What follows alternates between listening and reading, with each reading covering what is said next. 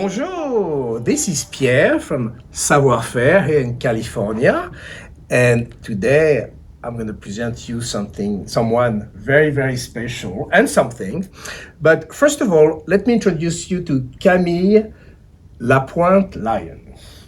First of all, she started, when I first met, she was at the board of the California Watercolor Association, then joined us, and we worked together for like 25 years. And during this time, you were director of our education program and also the material expert.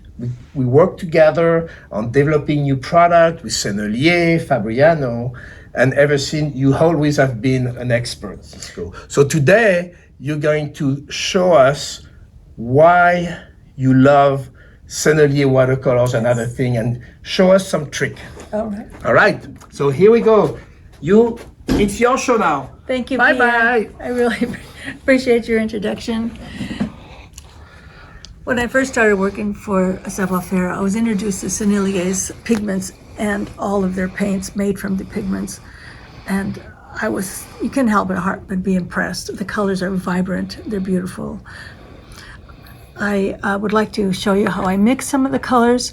As a painter, I'm a realist, and so I'm always caring about how a subject changes from light to shadow, whether it's outside in a plein air or a still life subject or a portrait. You want to show form. So first I'd like to show you the colors and then how I would make the shadow color and still keep it a bright color, beautiful color in shadows. So first we'll talk about colors. I start with the yellows, and I'd like to show you the difference in how they change. I have some out here, but I've been painting with them, so they're getting used up over there. So the lemon is the beautiful, vibrant, light yellow. I mean, it's really a beautiful color, and that's 100% of the color. And then, of course, when you add water to watercolor, it gets much lighter. And then they make a wonderful warm color. So the Sennelier yellow light gets a little warmer, quite a bit warmer. It's beautiful. Warmer, here I'll just put it next to it, and see it gets a little warmer, almost a little more.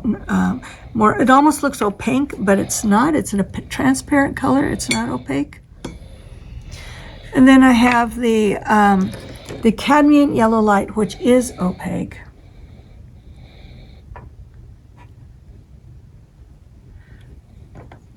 I know many people prefer to only work in transparent colors, but I use them all depending on what the subject's going to be. So here's the opaque, and look how brilliant this opaque is. It's as vibrant as a transparent color.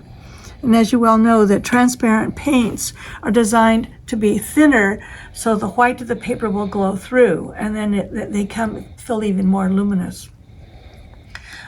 There's some, I'm going to show you two oranges. One of them is just Sennelier red orange.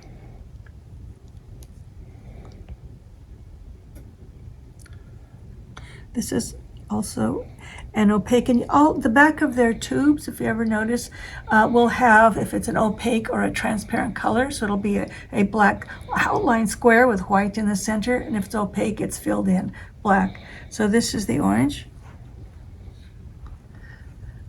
I'm going to show you one of my very favorite colors. It's a signature color only by Sennelier. It's called Chinese orange. Chinese orange, I love it. My favorite too.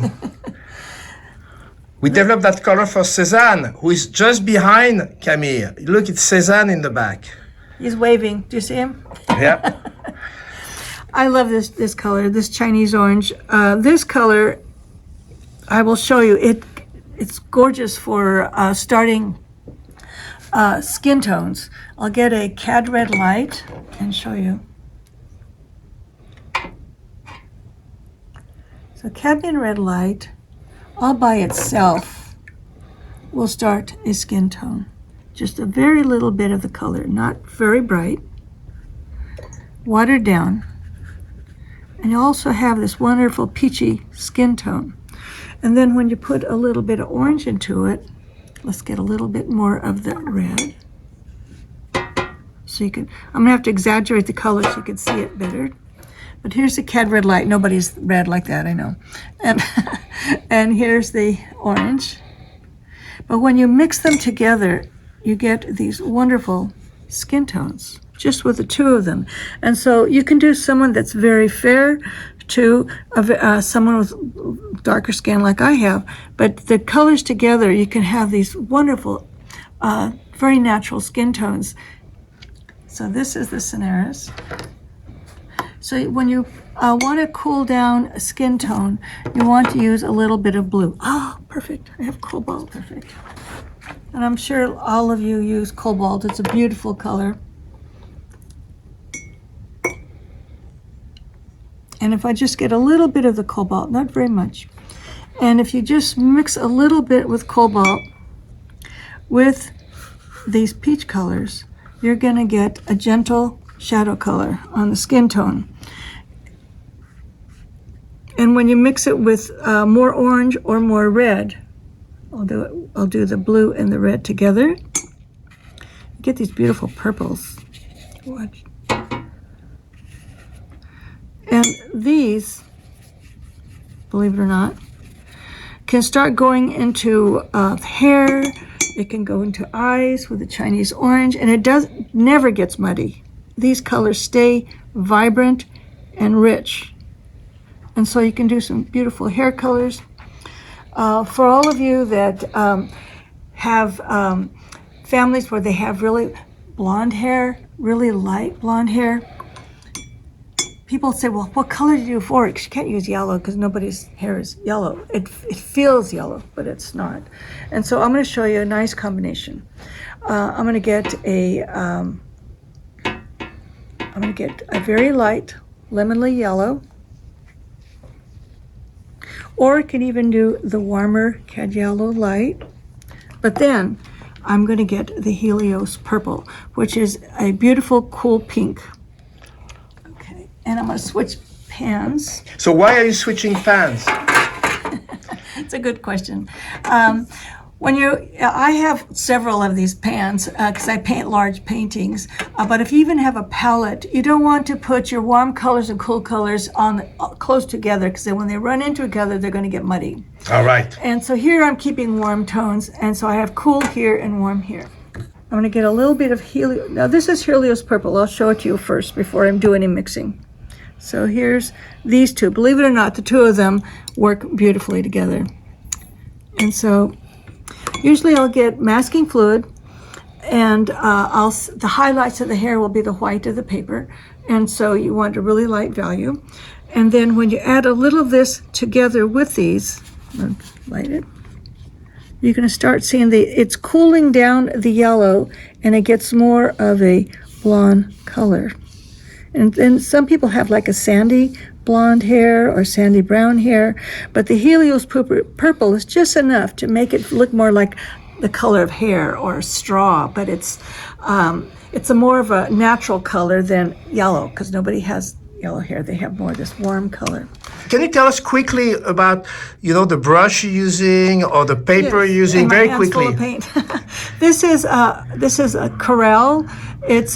You can tell it by its bright orange handle. The Corel brush is a synthetic, but it has a lot of body to it. And what I love about this brush is it lays down gently, where I can do a soft wash, or I can do a nice hard edge like I did over here. So you get your brush. It can't be dry. It has to be damp. But it always makes a crisp edge. And so when you're lifting it, say like you have this hair has streaks in it, look, you can just get these nice highlights from the white of the paper. But even on dry paper, you can lift out a really nice edge.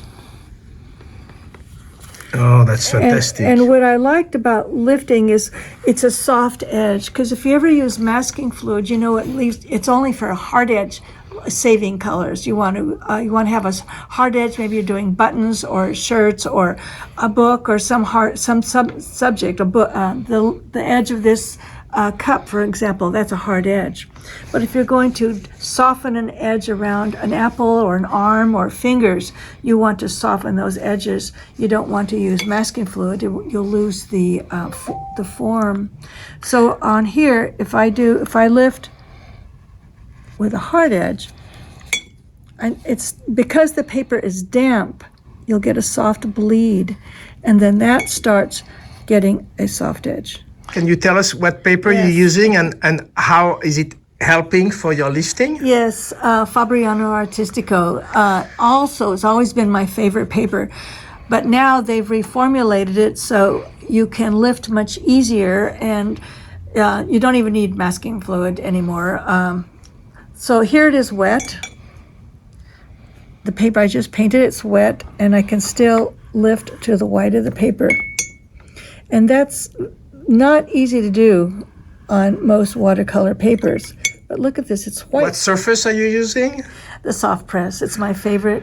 I don't think any other company makes soft press. Everyone has hot press, cold press, and rough. And the soft press is in between, so it's wonderful for if you're painting people, you want soft edges. Flowers, you have petals, they have a nice round edge. They just land and blend very beautifully that way. I was going to show you one of my favorite blues, and we have it in a half pan. And what's nice about the phthalo blue, let me get what I love about Sennelier's half pans, you don't have to work very hard to get the color. You barely touch it, and you got this beautiful, vibrant color.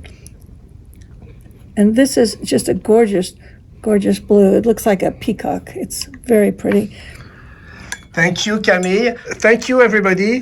Camille, your last word. It was really a pleasure meeting all of you. Hello, Florida. It was very nice to be here. Thank you. All right. Merci, Camille. Thank you, Pierre. And go paint!